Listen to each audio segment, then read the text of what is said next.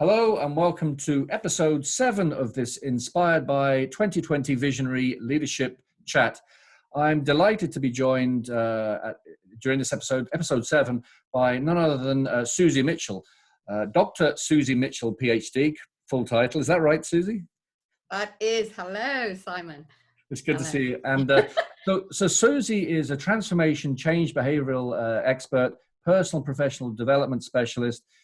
I'm really interested in the couple of books you've written, Sat Nav for the Soul and The S Word. And I know we're going to talk a little bit about particularly the second book, The S Word, because I know you've relaunched it, or you're relaunching it.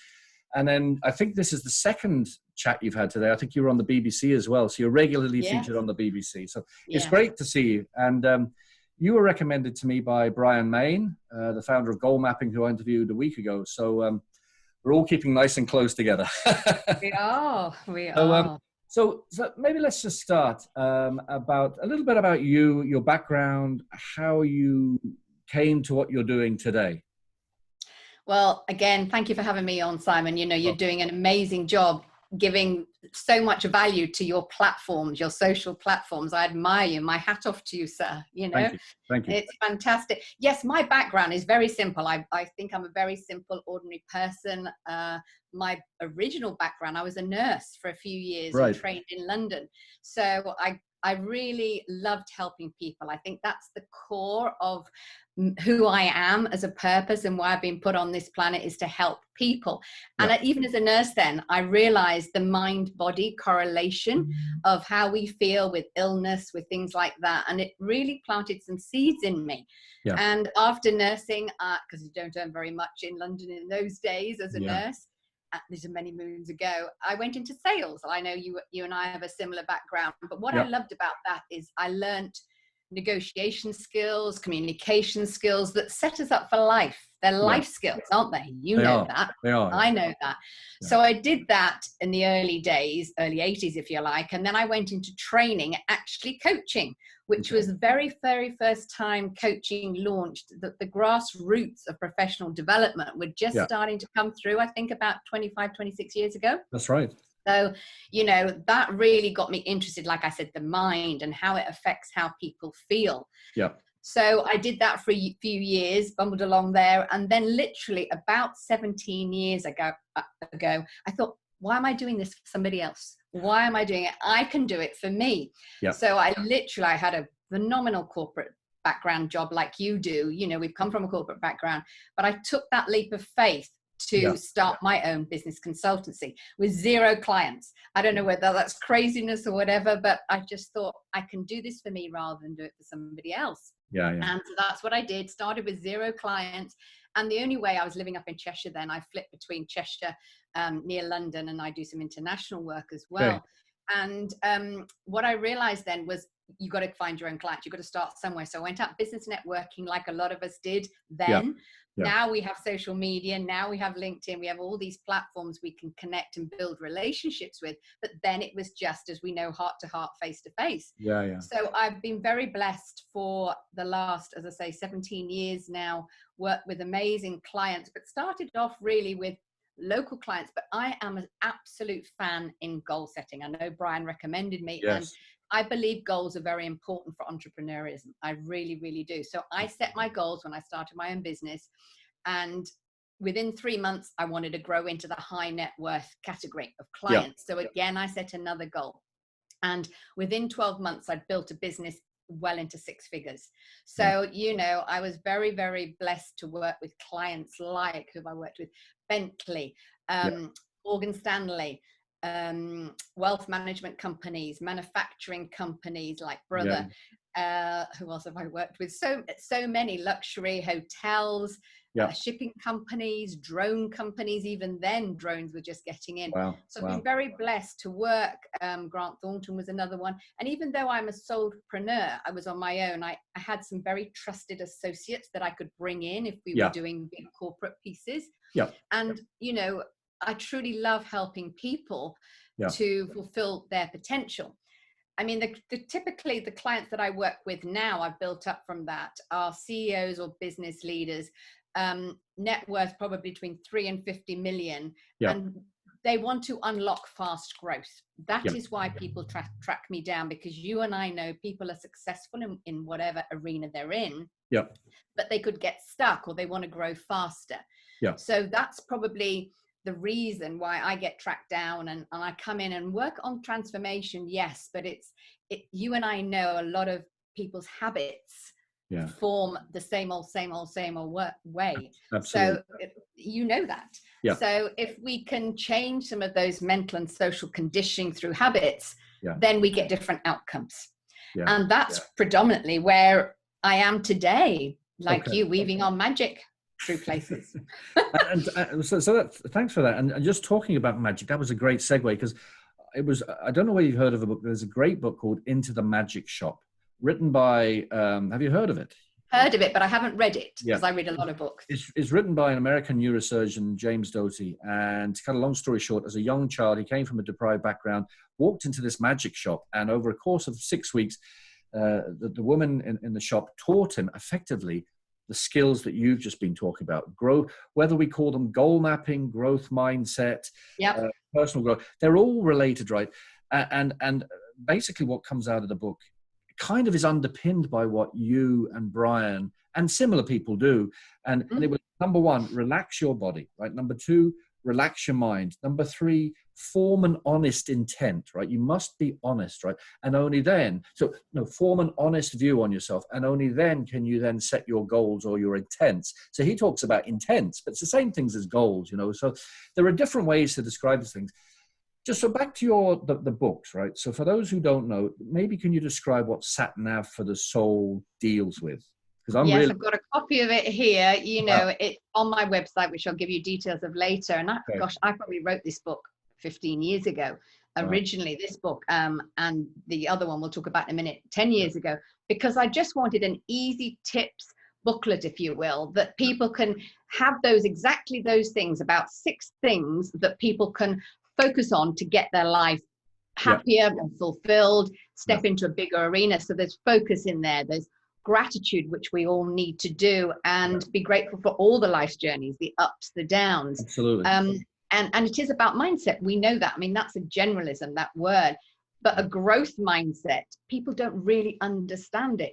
I help to unravel a lot of these unconscious beliefs that people don't even know they have. And then, hey, presto, their businesses rocket and they get great results. So it's just an easy reading book that, I've just shared a few of my insights, and I've got some client stories in there and some testimonials. And they've helped me on my journey, and I truly wanted to just put something out that helps others, really. Wow.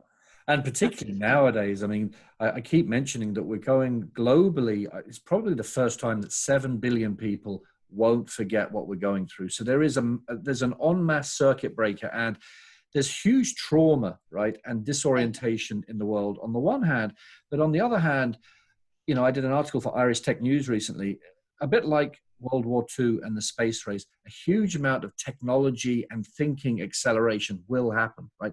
Lots of great things will come out of this because of the human spirit.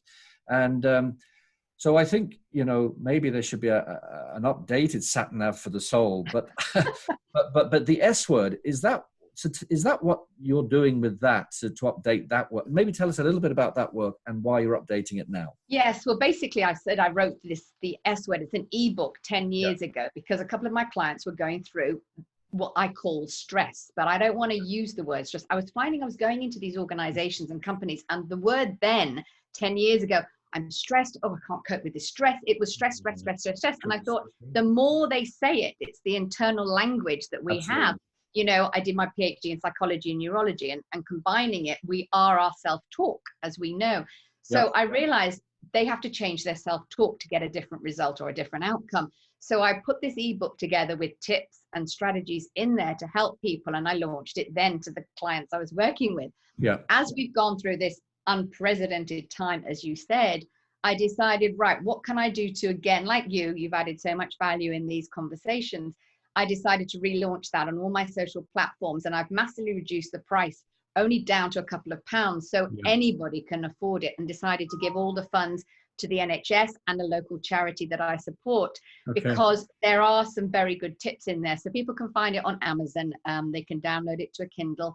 And that's why I decided to relaunch it and update it, obviously, because if we keep saying the word stress or anxiety or whatever it is, we're going to feel those emotions, aren't we? Absolutely. We are what we think. Effectively, we are. You know, and so is that available now, or you're just? It's available now. It's been available for about just under a week, and it will only be for a short period of time because, you know, it's like, I want to give value like you do, but I just thought I'd reduce the price massively. Probably going to be on for another week or so. That's okay. So when I post these videos, I will definitely reference. They'll still be relevant. Yeah.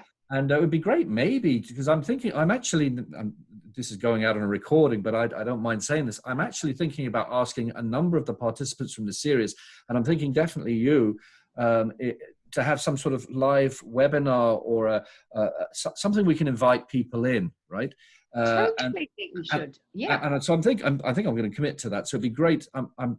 I'm here now inviting you to be part of that. And maybe if you can talk about the S word and Sat Nav for the soul as part of that, that would be great. I'm talking about an audience predominantly over here in Ireland, but potentially the US. So but we can talk about that.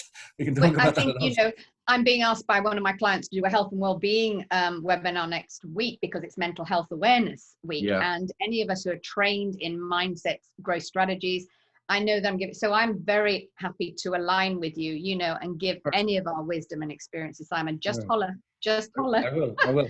So moving on a little bit. So in terms of emotion, so I've written about emotions and motivations, and what, you know, if you were to describe, is there a perfect leader, right? Is there I know there isn't, right? We're all different, but are there particular emotions or motivations you think, in your experience with your clients and yourself, that really are a prerequisite for leadership success? Or does it all depend on the type of person, the type of business? Surely there are certain prerequisites. Yeah, there absolutely are. You know, one thing that I'm gifted with, like we're all gifted with things, is I'm gifted to study patterns. And in the years that I've been working with people predominantly, there are patterns, and there's that expression, success leaves clues. And I always have recommended to my clients, if you really want to scale or work in a different arena, go and role model. Go and role model somebody who's already doing it. You know, so role modeling success at any level, whether it's a business strategy, whether it's a growth strategy, whether it's a social media strategy, whatever it is. So I think leaders want the fastest way to get outcomes and success. So they will listen to good advice, like go and role model. Leaders, I think, do a lot of professional development. You know this, I know this. So people listen to podcasts, they read books. They want to get fast growth quickly, you know, they don't want to take the long journey. And so I absolutely believe the ultimate uber successful leaders do have traits, you know. I think one of them is authenticity. They really walk the walk. They really want to give back to the world. And though they're not worried about the money, the biggest thing I've found is they don't, when they grow a business or start a business, they don't think about the financial side of it. They think about how it can make a difference in the world. And I think we're in the world of consciousness a lot more than we were 30 years ago now because of social media and et cetera, and I really do think that brands become massive if it's about give back, you know, the philanthropy and things. I think you'd agree with that, wouldn't you? 100%. And you know, I do work with I represent a UK company called Brand Finance over here in Ireland, and there's a clear link between organizations who work on their brand and their stock market value, right? But working on the brand doesn't just mean the old school, the more mundane quantitative stuff, all the numbers. Actually, more than 50% of what comprises a brand value is all the qualitative stuff. So how stakeholders perceive your brand, how happy your staff are, how the public perceives your brand, how authentic your brand is, whether you're keeping on mission. So all those, and I think, so the work you do really, I think, underpins that stuff within an organization. So just moving back to leaders themselves. So, you know, I've been a CEO of a subsidiary of an American multinational in Australia, and it can be really lonely being the CEO, because at the end of the day, you're at the top of the executive suite. So people below you some of them want your job. You don't have many, if any, people by the side of you. And then you're reporting to a board who are watching everything you do. So it's a very lonely place. So how do CEOs or leaders in those positions manage the noise in their head, the insecurities, the doubt? How do they do that? Well, I think this is where I call the circle of genius comes in, the Right. peer group, if you will. Yeah.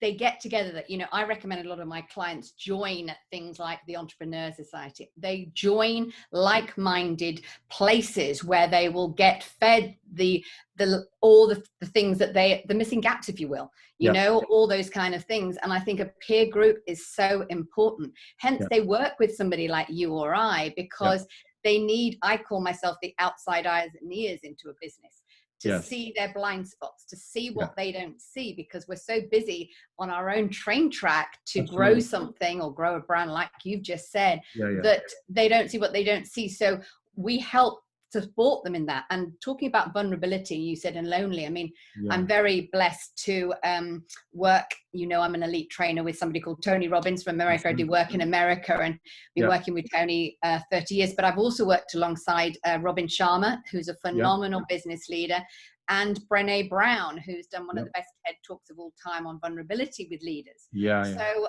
I think nowadays, true entrepreneurial leaders will bear their vulnerabilities. They will say, look, I need some support, I need some help.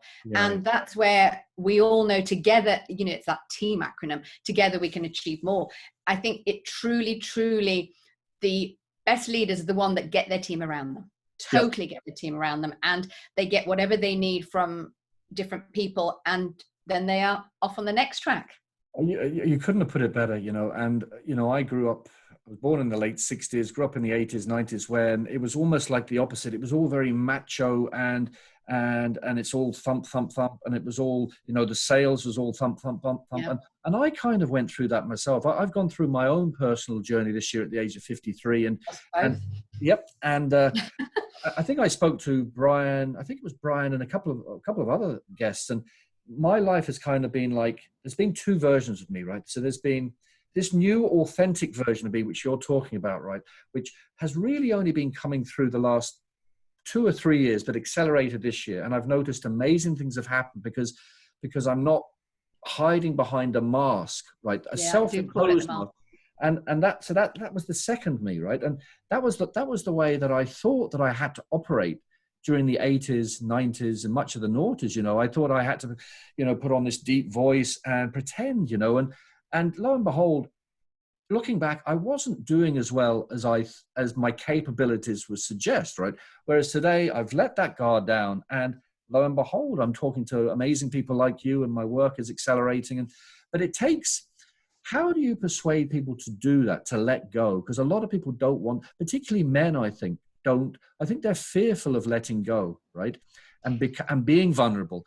And how do you persuade? You must deal with some, corporate males who have that old school, keeping it together kind of attitude. Yes, I do. How do you persuade them that that's not really going to lead them anywhere in the future? How do you persuade them?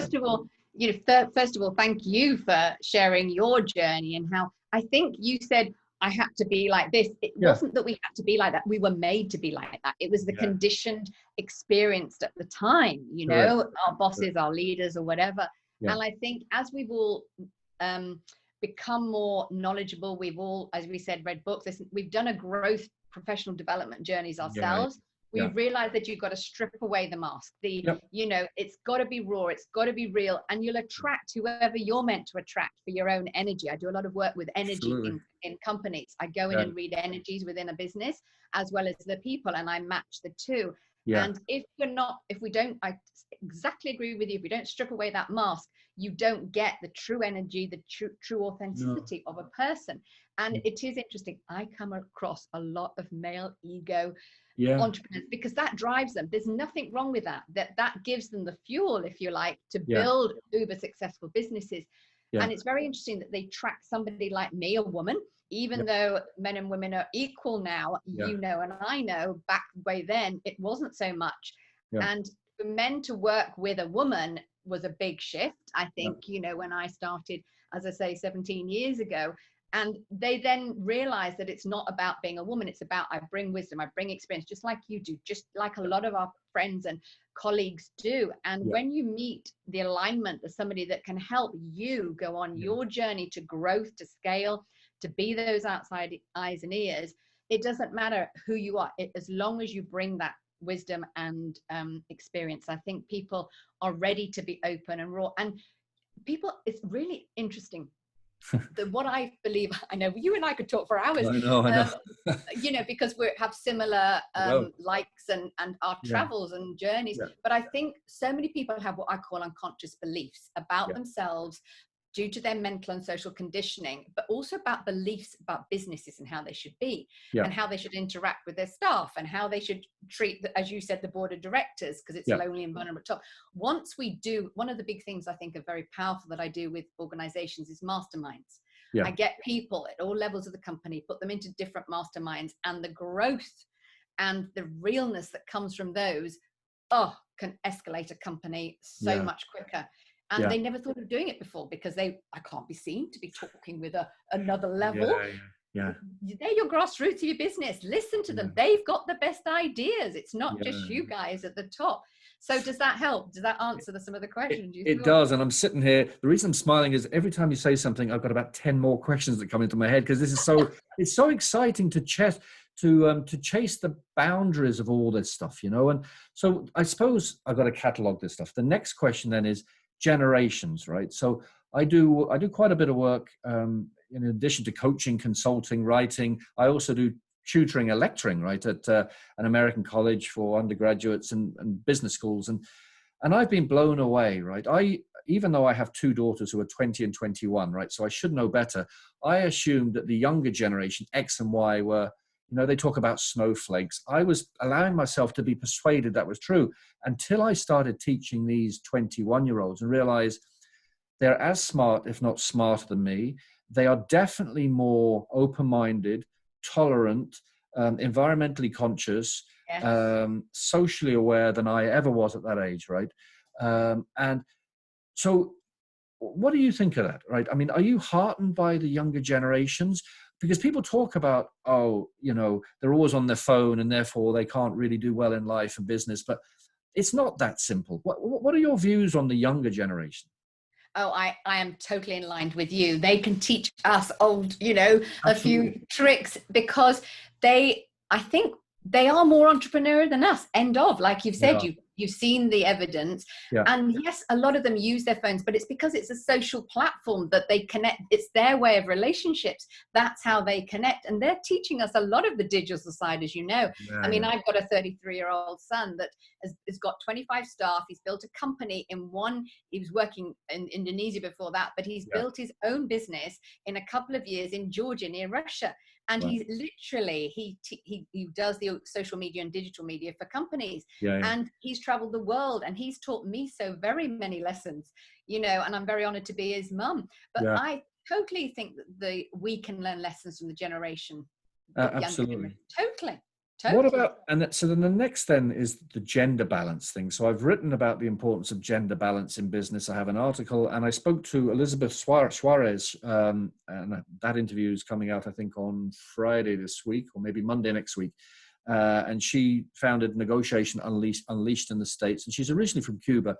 So she has her own journey, okay? And the whole gender balance thing. So I researched an article and I found that there's very little said about it within corporates. And I think because historically corporates haven't wanted to own up to all the secondary bias going on.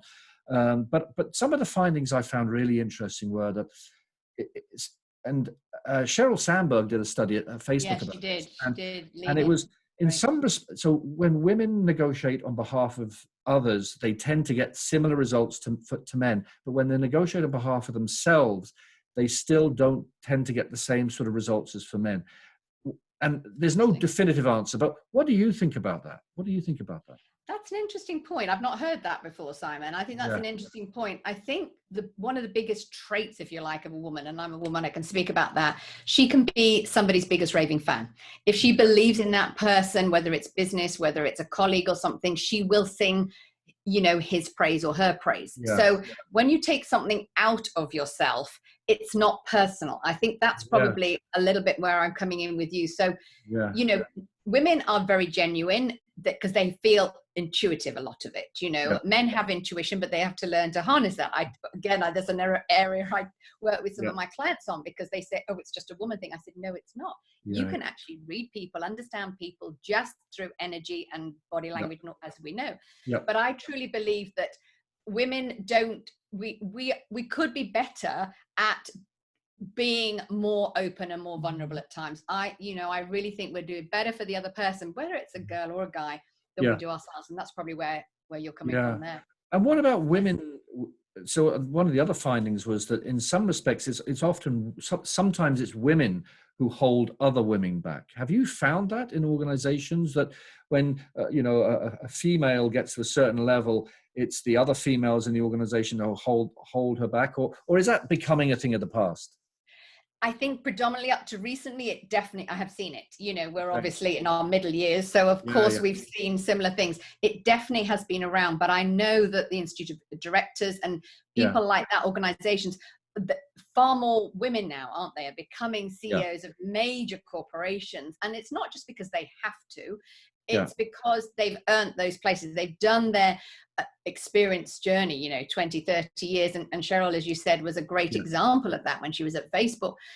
I think it's balancing out now. I think there's not such a big thing about it. But I definitely saw it. Women feel threatened if there are other successful women, but there are ways, again, to bring them into, your peer group and to learn from each other. And again, I truly believe everybody, equal man and woman, can build phenomenal organizations with realness, authenticness, with all the things we've already talked about.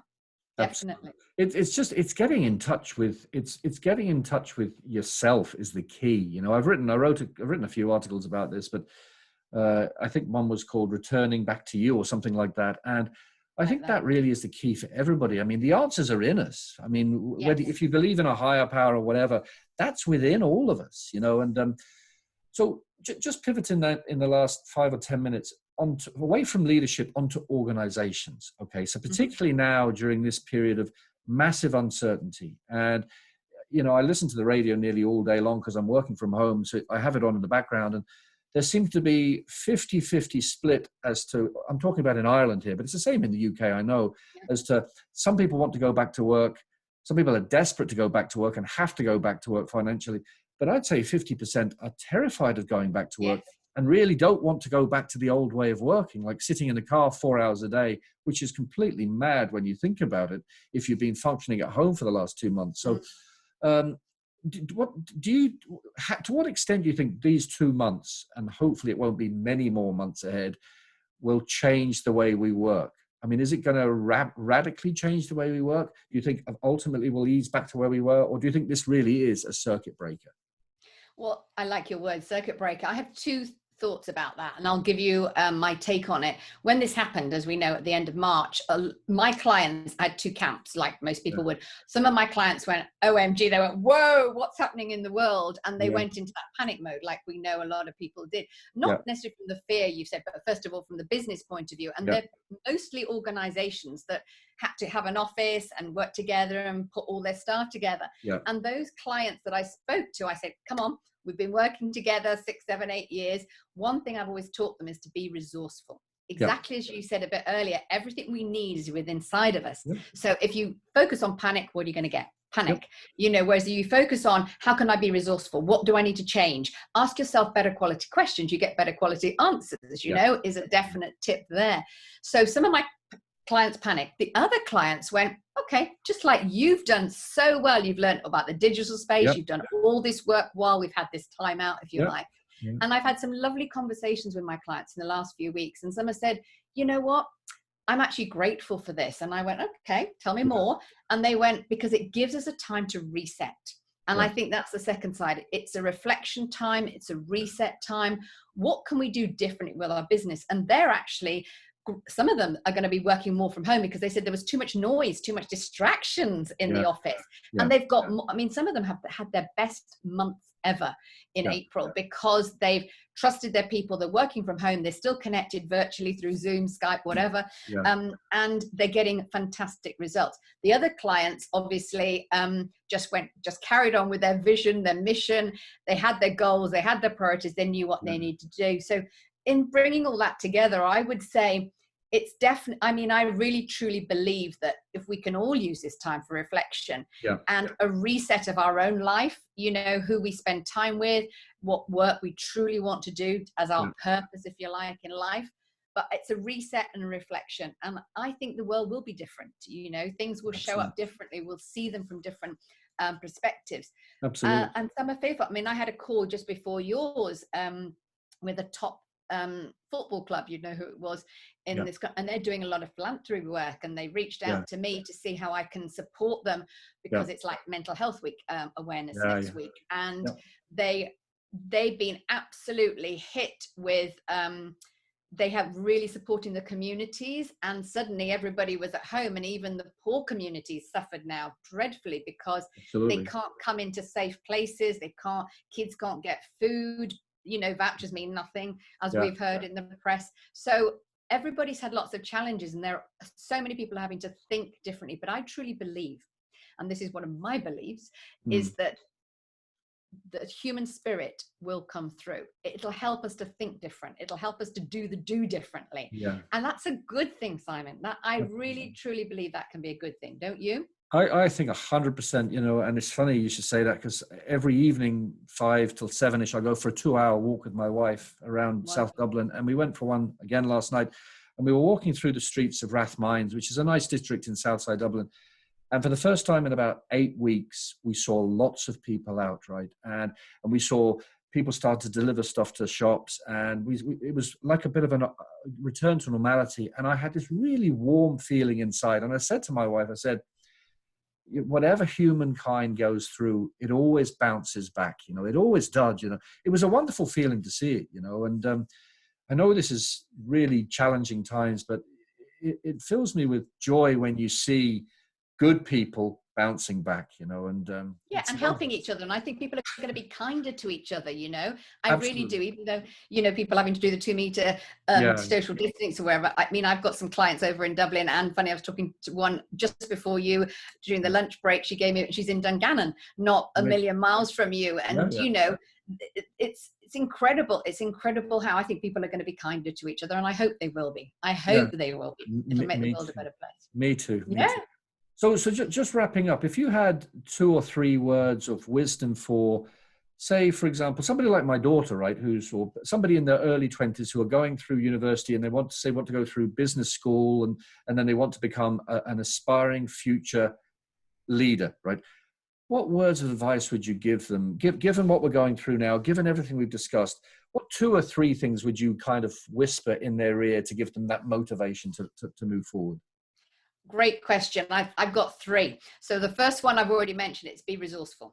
Everything we need is within us. And if it isn't, you go and find the people around you, the places, you literally role model it, you know, get resourceful, because, you know, it's not the resources, it's being resourceful that matter. That's number 1. The other thing I would say is, change the mindset, you know, and I know, and that's why I relaunched my book. If we focus on doom and gloom, what do we get? Doom and gloom. If we focus on fear, you know, and I know it's hard to get out of that sometimes because we're human, and the emotion of fear, we have it to keep safe, you know, going back way into the wild, the hunters and gatherers. So we do need the fear so that we look at it sensibly.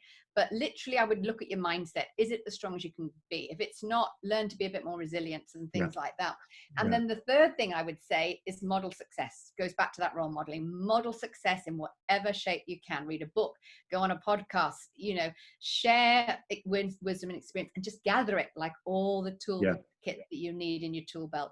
Because those would be my 3 tips, Simon. That's perfect. And with that, it's been a really great chat, Susie. And so I'd love to do that live webinar type product with you after this. And let's talk about that again. But it's great chatting with you. And thanks very much again. Yes, just before we go, what I'd love to do as a gift to any listeners, obviously they can look at the ebook on Amazon, but I've also done some CDs, and I've got a few that I want to give as a gift to the first 20 people that reach out to my website. A lot of you, Simon will put all these links in, but it's susiemitchell.co.uk. And on I nearly forgot to ask you all that, so thanks for this. No, don't worry. It's only because I like giving gifts like you do. But if they go on there, they get free tips anyway if they put their email address in. But the first 10, I'll even go to 20. The first 20 people that do that, I've got a really motivating, inspiring CD that I'm very happy to send out to anybody in Ireland or the UK. Wow. USA, they'll have to get it from wherever. But the first 20 people who go onto my website, I've personally got the CDs here. I'll package them up, and I won't charge them for the CDs. I'll just give them as gifts, Simon. I'll mention that as well. I'll mention that as well when I post this. Thanks very much, Susie. And I'll send you one. So I need to know your address. I look forward to it. I'll let you know. Take care. Lovely to see you. Bye. Take care. Bye-bye. Bye-bye. Bye-bye.